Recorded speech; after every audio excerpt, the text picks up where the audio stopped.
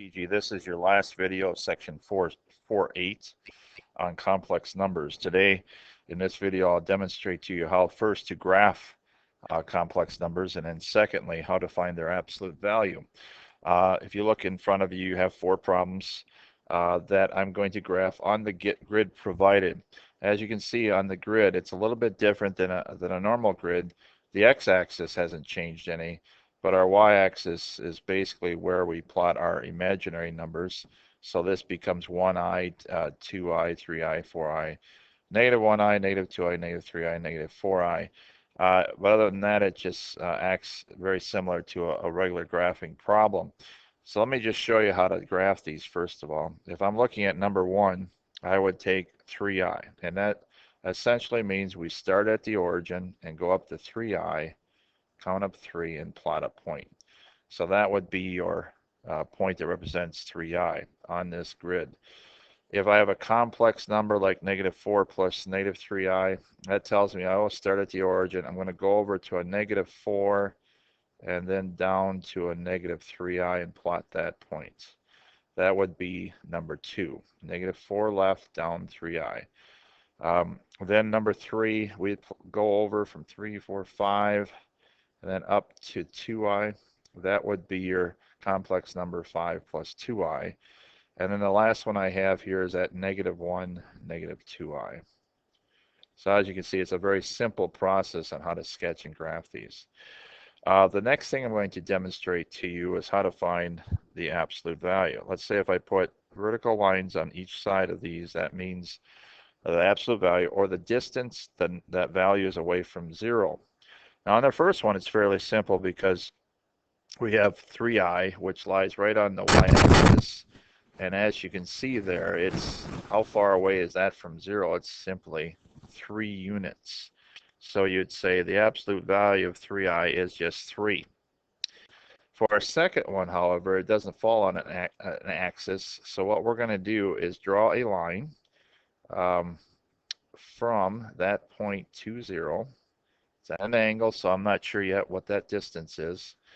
Then I'm going to drop a line from that point at a right angle to the x-axis and just sketch this over. And I've created what I call it, what we have is a right triangle. The distance here is going to be 4. And the distance here is 1, 2, 3. It's going to be 3. So as you can see, in the way we measure the distance, we actually use real numbers to measure distance. We don't use the imaginary numbers to do so. So we have 3 and 4. Now what I need to know though is this hypotenuse, C. And if you recall from your geometry days, we can use Pythagorean's theorem now to find that missing value. So essentially what we're trying to do is find the absolute value of negative 4 plus negative 3i, which is the distance that point is away from 0. To do that, what you do is you sketch a line directly to 0, which will become your hypotenuse. Make a right triangle out of this, and then find that hypotenuse. So essentially you're doing 3 squared plus 4 squared equals c squared. And then you end up with 9 plus 16, or 25, equals c squared. And if we square root both sides, we get that to be equal to 5. So our c value is 5. So that's our distance away from 0 this point is, using Pythagorean's theorem. Hopefully that was easy for you. Just make a picture of what you're looking at so you know what you're looking for. The next one, again, you're going to find 5 plus 2i, which is located, if we look at our graph, it's located here. We're going to draw a line directly to the origin and then just drop that down. What I'd like to see you do right now is find the absolute value of 5 plus 2i, which would be this distance right here. Find that distance and then get back to me. And then at the same time do number 4. Find the distance this point is away from 0 on your grid.